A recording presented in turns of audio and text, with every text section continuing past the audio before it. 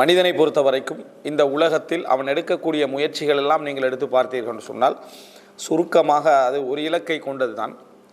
பிரச்சனைகள் இல்லாமல் வாழுதல், சிக்கல்கள் இல்லாமல் வாழுதல், அதே போல் என்ன கவலைகள் இல்லாமல் வாழுதல், அதே போல் அதாவது நோவினைகள் இல்லாமல் வாழுதல், நோய் இல்லாமல் வாழுதல் என்ற ஒரு மைனஸ் அற்ற வாழ்க்கை, அதை நோக்கித்தான் மனிதனுடைய பயணம் இருக்கும். அந்த மைனஸ் அற்ற வாழ்க்கையில் தான் அவன் என்ன இன்பங்களை தேடினாலும், என்ன சுகங்களை தேடினாலும், என்ன வசதிகளை தேடினாலும் அதிலே அவன் எதிர்பார்க்கக்கூடிய, அவன் எடுக்கக்கூடிய முயற்சி எல்லாம் என்னென்றால் சிரமம் இல்லாத ஒரு வாழ்க்கை அவன் அதாவது முயற்சி எடுக்கிறான். எந்த சந்தோஷங்கள் வந்தாலும் சரி, அந்த சந்தோஷத்தில் கூட அவனுடைய சிந்தனை எது இருக்குமெண்டா, இது பறி போய்விடுமோ, இல்லாமல் போய்விடுமோ, நஷ்டமடைந்து விடுவோமோ அப்படின்னு நினைப்பான். ஆரோக்கியமாக இருக்கக்கூடிய நேரத்தில் கூட அவனுடைய சிந்தனை எப்படி இருக்குமென்றால், நோயாளியாகி விடுவோமோ, நம்ம பலகீனமாகி விடுவோமோ என்று தான் நினைப்பான். ஒரு பதவியில் இருக்கின்ற பொழுது அவனுடைய முழு கவலையும் எங்கே இருக்குமென்னா பதவி முடிஞ்சிருன்றது தான். அந்த கவலை அவனுக்கு என்ன செய்யும், இருந்து கொண்டே இருக்கும். இளமையில் இருக்கக்கூடிய ஒவ்வொருவருக்கும் முதுமை வரத்தானே போகிறது என்ற கவலை இருக்கும். அப்போ மனிதனுடைய இயல்பான சிந்தனை எப்படி என்றால், நல்ல விஷயங்களை தனக்கு கிடைக்க வேண்டும், நல்ல விஷயங்கள் தனக்கு நடக்க வேண்டும் என்கின்ற அந்த ஆர்வத்துடைய ஒரு உள்பகுதி என்ன அப்படி என்றால், மைனஸான விஷயங்கள் இல்லாத ஒரு வாழ்க்கையை நோக்கி அவனுடைய முயற்சி என்ன செய்யும், எப்பொழுதுமே நடந்து கொண்டிருக்கும். நீங்கள் எந்த ஒரு அம்சத்தை எடுத்துக்கொண்டாலும் சரி, அது நடந்து கொண்டிருக்கும். இந்த ஆர்வம் அவனை என்ன செய்யும் அப்படி என்றால், நாங்கள் தர்மம் சம்பந்தமானதிலே பார்த்தோமே, பொருளாதாரம் வெளியே போவது என்பது மனிதனுக்கு வழி, அது ஒரு வலிமிக்க ஒரு செயல்பாடு. அதே மாதிரி இந்த மாதிரியான ஒரு நிலையில் இருக்கக்கூடிய மனிதன் எப்பொழுதுமே மைனஸ் இல்லாத ஒரு எண்ணங்களை நோக்கி போகக்கூடிய மனிதனுக்கு ஒரு பெரிய அதாவது கவலையான ஒரு விஷயம்தான், இந்த உலகத்தின் எந்த இன்பங்களும், இந்த உலகத்தின் எந்த அமைதிகளும், சோதனைகளும் பிரச்சனைகளும் சிரமங்களும் இல்லாமல் இல்லை. இது அவனால் அதாவது ஒரு கஷ்டம்.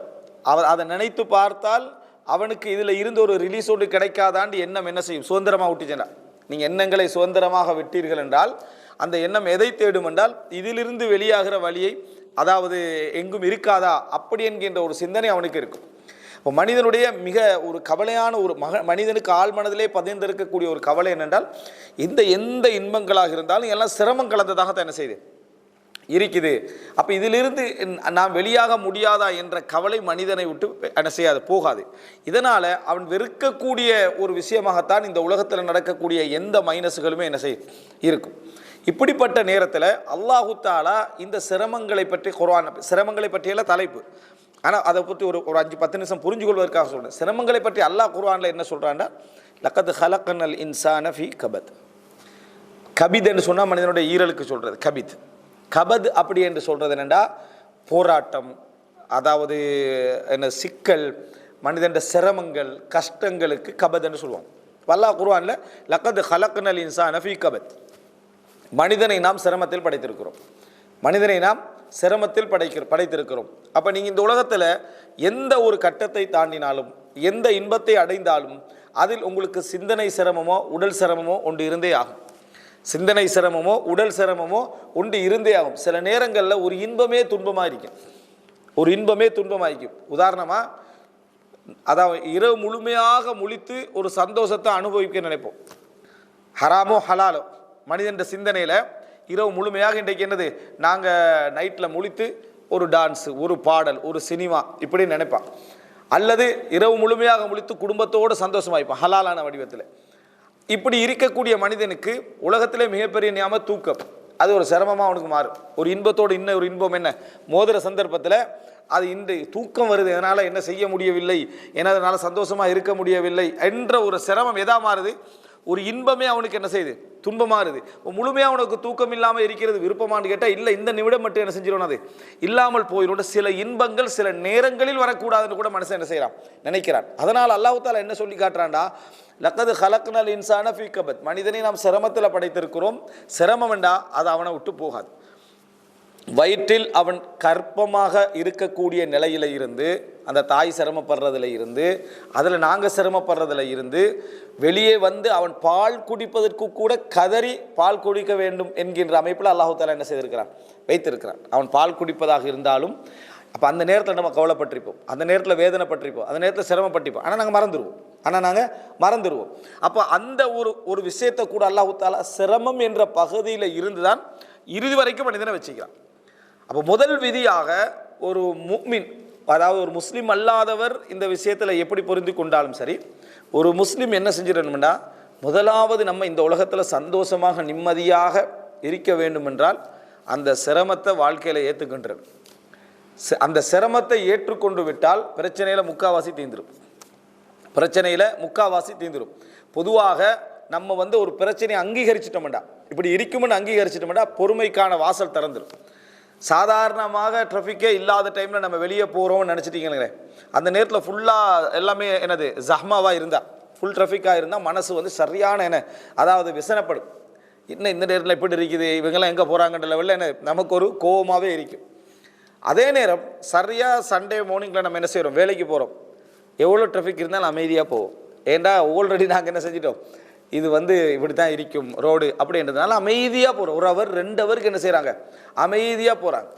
குறிப்பாக இந்த துபாயிலலாம் நீங்கள் உங்களுக்கு தெரிஞ்சவங்களுக்கு தெரியும், போகிறது வாரதில் இது பெரிய சிரமங்கள் இருக்கும். அவ்வளோ அமைதியாக 2 ஹவர் 3 ஹவர்லாம் எல்லாம் ரெடி பண்ணிக்கிண்டு வீட்டுக்கு பேசுகிறதுலேருந்து அதுலேருந்து எல்லாம் எதனால் அதை ஏற்றுக்கணாண்டா, சிரமத்தை ஆல்ரெடி அவன் இது இருக்கும் என்று ஏற்றுக்கொண்டு விட்டால் தாங்குகிற சக்தி தானாக என்ன செஞ்சிடும், அவனுக்கு வந்துடுது.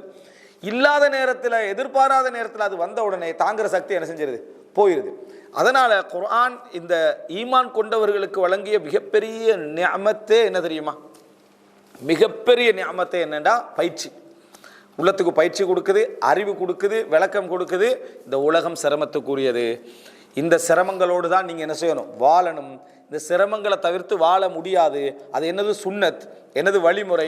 அதில் நீங்கள் மோதிக்கிறீங்கன்னு சொன்னால் இருக்கிற சந்தோஷமெல்லாம் என்ன செஞ்சிடும், போய்விடும். இருக்கிற வேதனைகள்லாம் அதிகரிச்சிடும். ஏன்னா எனக்கு இப்படி இருக்குது, ஒரு நோய் வருது, நோய் வார டைமில் நோய் வந்துட்டு இப்படித்தான் அப்படின்ட்டு எக்ஸப்ட் பண்ணுற டைமில் உள்ள பொறுமையும், இதிலிருந்து எப்படியாவது வெளியாகணும் என்று போராட்டம் நடக்கக்கூடிய டைமில் உள்ள அந்த மன கவலைகளும் வேறு வேறு.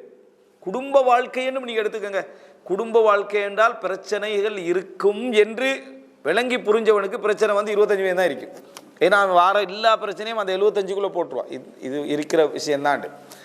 ஆனால் ஒரு பர்ஃபெக்டான சந்திர ஒளியில் பூத்தூவின வாழ்க்கைன்னு ஒருத்தர் கற்பனை பண்ணி தான் வைங்களேன், இதுதான் குடும்ப வாழ்க்கைன்னு யாராவது சினிமாவில் பார்த்து அப்படி ஒரு கற்பனை பண்ணி இருந்தான்டா, அவன் என்ட்ராயினத்திலிருந்து வேதனையில் தான் இருப்பான். என் வைஃப் எனக்கு செட் ஆகலை, பொருத்தம் இல்லை, நம்மளை மெச்சாகி போகுதில்லை, என்னடான்னு பார்த்தா இவன் பண்ண கற்பனை இல்லைங்க. பண்ணின கற்பனை அவனுக்கு மட்டுமல்ல, உலகத்திலே இல்லை அந்த கற்பனை. ஆனால் அவன் அப்படி ஒரு கற்பனையோடு நுழைந்திருக்கிறான். அப்போ பொறுமை என்கின்ற ஒரு பகுதி வர வேண்டும் என்றால் இறைவனது சுன்னாவை நாம் ஏற்றுக்கொள்ளணும். என்ன சுன்னா? அதாவது அல்லாஹு ரப்புல் ஆலமீன் சிரமங்களுக்கு மத்தியில் தான் இந்த உலகத்தை வைத்திருக்கிறான். அப்போ இந்த இயல்பான சிரமம் அந்த சிரமத்திலேருந்து யாரும் வெளியே வர இயலாது. எந்த குழந்தையும் வெளியே வர இயலாது, எந்த தாயும் வெளியே, எந்த மனிதனும் அதிலிருந்து வெளியே வர முடியாது.